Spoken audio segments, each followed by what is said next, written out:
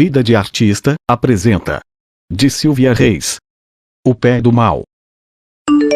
O filho fora um verdadeiro milagre na estéril vida de Dona Irene. Depois de anos e anos de tratamento para engravidar, Deus finalmente atendera suas preces. O grande sonho de Dona Irene era que Maurílio se tornasse padre. São homens santos, dizia.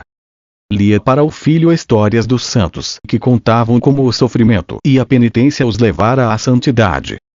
Ensinava-lhe que o problema da humanidade era não seguir os ensinamentos de Jesus, embora concordasse que, às vezes, não fosse recomendável dar a outra face. Nem sempre se devia amar o próximo como a si mesmo.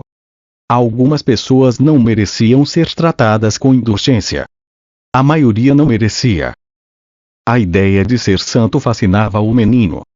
Não gostava muito da parte dos martírios, interessando-se mais pelas qualidades intelectuais e inteligência de alguns santos, como de São Jerônimo, que havia traduzido os evangelhos do grego para o latim. Como fazia sua mãe, o filho ignorava o que não era importante para ele. Desse modo, não seria difícil chegar à santidade, pois Maurílio se achava inteligente e faria somente coisas boas na vida. Foi seu pai que tratou de alertá-lo para aquela condição de extrema arrogância.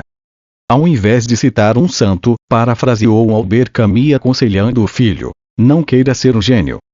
Já terá problemas suficientes tentando ser um homem. Apesar de se dizer católico, o pai não engolia aquela história de trindade e duvidava da virgindade de Maria. Era um democrata liberal, mas concordava com o apoio da Igreja a qualquer tipo de governo que estivesse no poder, contanto que impedisse os ditos revolucionários de tentarem transformar o Brasil numa Cuba. E não foi sem o sentimento de humilhação que se obrigou a reconhecer que o vice-presidente que assumira a presidência depois do golpe de Estado, não servia para limpar as botas do Fidel.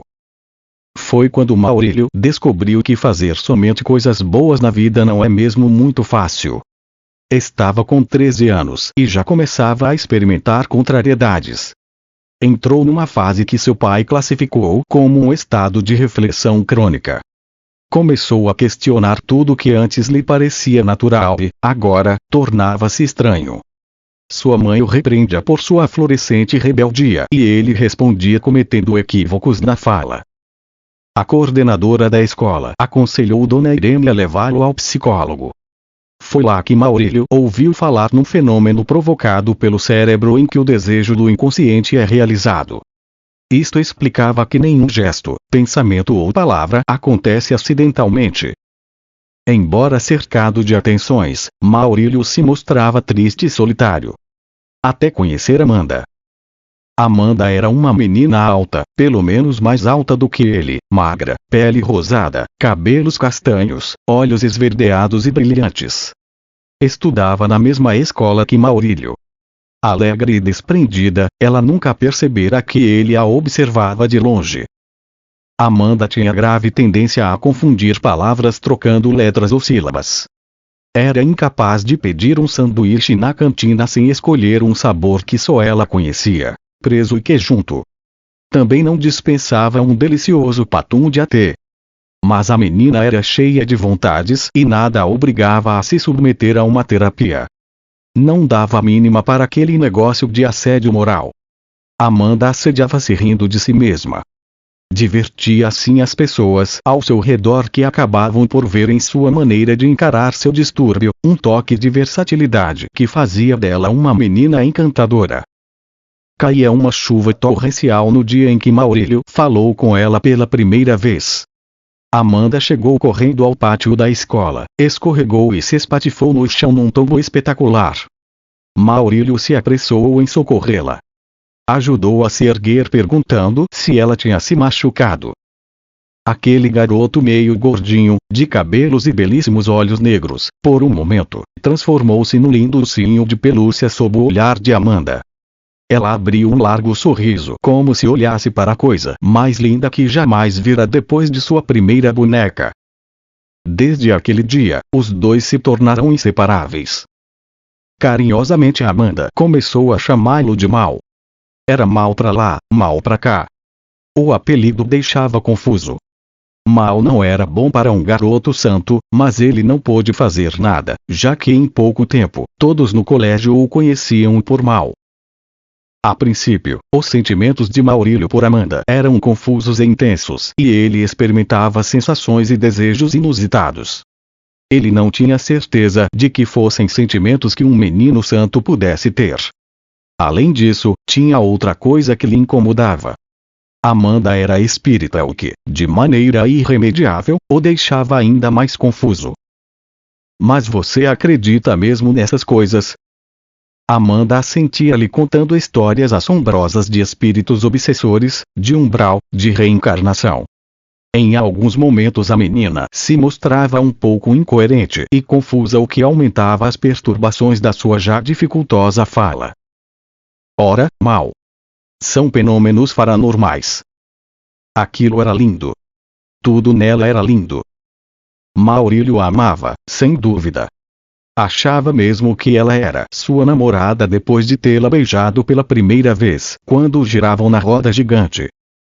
Até era fascinante saber sobre o sobrenatural, mas Maurílio ficou apavorado ao imaginar que havia espíritos espreitando-o durante seus longos banhos. Isso é tudo bobagem, meu filho, disse sua mãe. Era de se esperar. Dona Irene nunca tinha falado boas coisas sobre espiritismo mesmo. Apontava Chico Xavier como um charlatão e ficava furiosa quando alguém ousava compará-lo em bondade e generosidade à Madre Teresa de Calcutá. Um absurdo. Era a igreja que decidia quem deveria ser santo ou não. Para Dona Irene, essa gente ia toda para o inferno. Só de pensar que Amanda iria para o inferno, Maurílio se atormentava. Ele precisava fazer alguma coisa. Tinha de convencer Amanda a mudar de religião. Ela seria perfeita se fosse católica. E foi quando Maurílio começou a questionar a crença de Amanda que as brigas entre eles começaram. Não se podia respeitar uma religião que idolatrava um vigarista como se fosse um santo. Aquilo era pecado e lugar de pecador, era no inferno. Amanda ainda tentava defender sua crença com o argumento de que tudo tem dois lados. Nada é bom por completo e nada é totalmente mal. E, como ele, ela também procurava aproveitar o que tinha de bom na sua religião. Mas somente enquanto ela achasse bom. Não hesitaria em mudar de ideia a qualquer momento. Mas ela decidiria um momento. Não ele. E ela não tinha medo do inferno. Enquanto Amanda permanecia na sua posição defensiva, Maurílio fazia-lhe provocações comparando comédias de caças-fantasmas com sessões espíritas. E não tardou para que Amanda se cansasse daquela disputa para provar o que era melhor para ela. Tudo mudou a partir do momento em que ela começou a fazer críticas à religião de Maurílio e suas brigas aumentaram. O relacionamento dos dois se tornou uma série de idas e vindas até parecer terminar definitivamente com uma briga mais séria. E justo depois que Maurílio tinha tomado corpo e ultrapassara em muito a altura de Amanda. Apesar de tudo, Maurílio continuava a pensar em Amanda com carinho. Admitiu enfim que tinha grande admiração por ela. Para a pouca idade que ela tinha, demonstrava uma coragem assustadora de duvidar das próprias crenças. Sem falar de sua capacidade de dizer o que queria, mesmo falando o que não queria. Maurílio podia duvidar de tudo, menos de sua crença.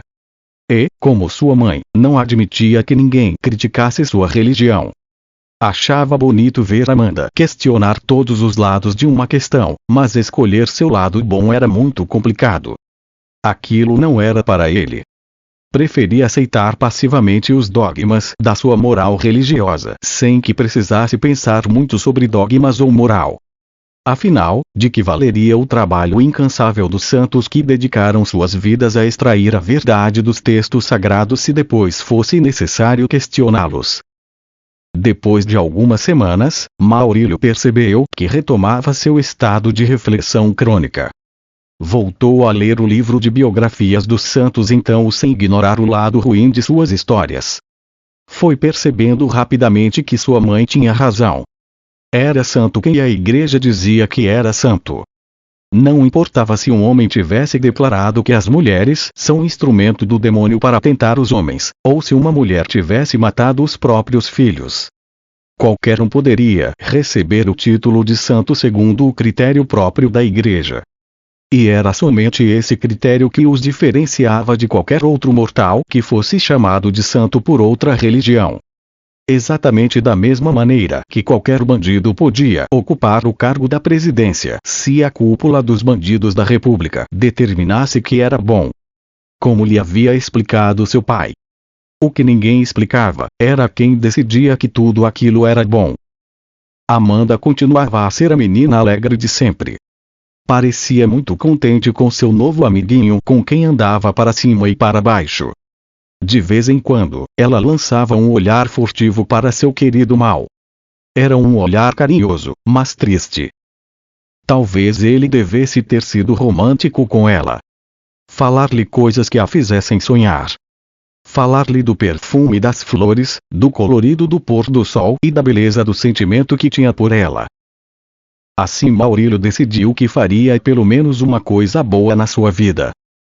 Saiu de casa naquele dia disposto a reconquistar sua amada. Mas na hora do recreio, ao ver Amanda e seu amiguinho irem para o lado da escola que estava em obras, sentiu seu sangue ferver. Seu ímpeto foi segui-los. E o seguiu. Mas não conseguiu falar nada. Já chegou agarrando Amanda e dando-lhe um longo beijo. De repente, afastou-a, olhou ao redor e não vendo mais o rapazinho, voltou-se para a menina e disse com a voz trêmula: "Senti muito sua falta."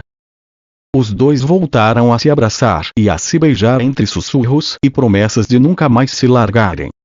Maurílio estava tão envolvido por sua excitação que mal ouviu quando o sinal tocou anunciando o término do recreio. Amanda o afastou gentilmente e ele tomou a mão dela para voltarem às suas classes. Apressado e ainda atordoado, Maurílio não prestou atenção no caminho e meteu o pé no buraco. A entorse provocou-lhe uma dor terrível. Imediatamente ele caiu no chão, gemendo. "Mal. Você se machucou?" Meu pé, balbuciou ele. Amanda abaixou-se para tirar-lhe o tênis e, depois de tirar-lhe a meia, arregalou os olhos, gritando horrorizada: "Alguém aí, acode aqui! O pau do Mé tá inchado."